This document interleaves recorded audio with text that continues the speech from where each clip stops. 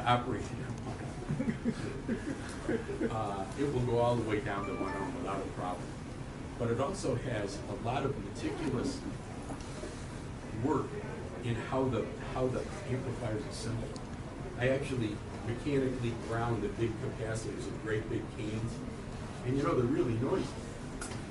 Most people don't know that. They're big caps like that. They're big coil of film inside there, and usually filled with oil, and they're really microphonic. If you tap on them and you listen, you can hear them.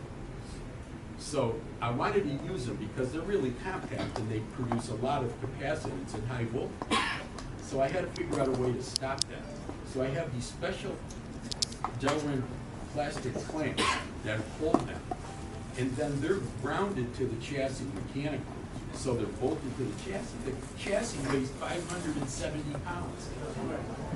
So those capacitors are completely dead when they're in the loop. The other thing I do is I use massive copper heat sinks.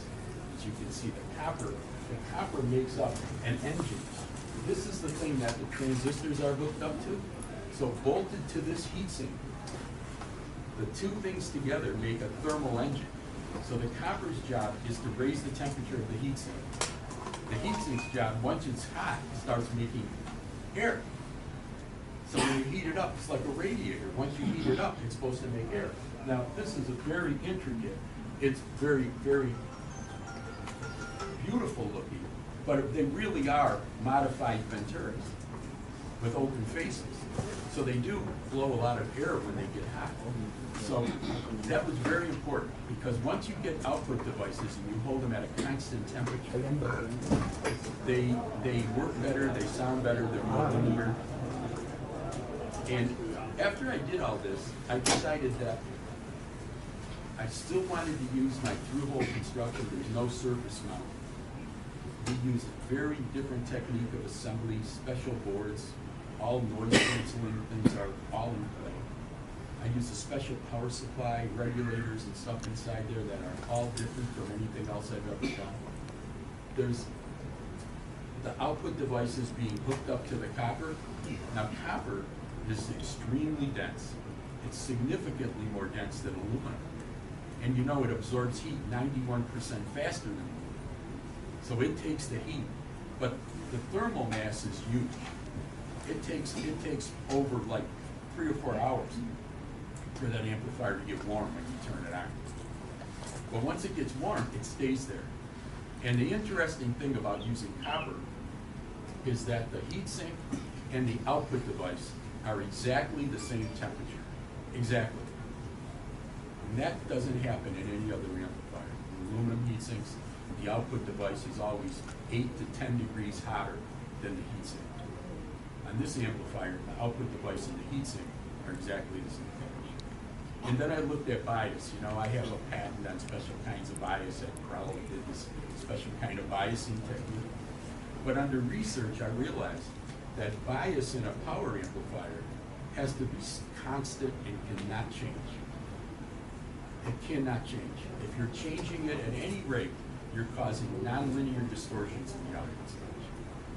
So I decided to make a very sophisticated, steady state bias network. So once you set the bias on this, it stays that way all the time. Never changes. And that's another very, very important thing to the sound. But when you listen to the Relentless, it sounds like unlimited power. It sounds that way. And no matter how loud you play it, it has the same space, focus, and depth. Always exactly the same at low volumes and high volumes. At very low volumes, it's got tremendous detail, tremendous resolution. The Relentless idles about 100 watts of Class A. So it's got quite a bit of Class A. And I did that on purpose because I want the output devices to have current flowing through all the time, high amounts of current. Because I think that's the best way to make them work stable. And then the finish on this is all made, every part is made in Colorado. It's all made with high-grade aircraft aluminum. The copper is very high-purity copper that's machined and then coated with synthetic enamel so it never tarnishes. So that I did. The other thing I did is I put a great big meter on the front, because I think people like meters. It's like kind of an audio show. And I put an accelerator in the meter, so when you look at it at low volumes, it goes way up and it's flying. And when you get to the top of it, when you start getting over a kilowatt, it stays really tight and fast. So it kind of gives you a really accurate representation. Usually when you're at a kilowatt, something's breaking, like the speaker, you know, because no speaker takes that much power. It was a fun project. Very fun project. So we make special binding posts. If you look at the back, it's got a special binding post.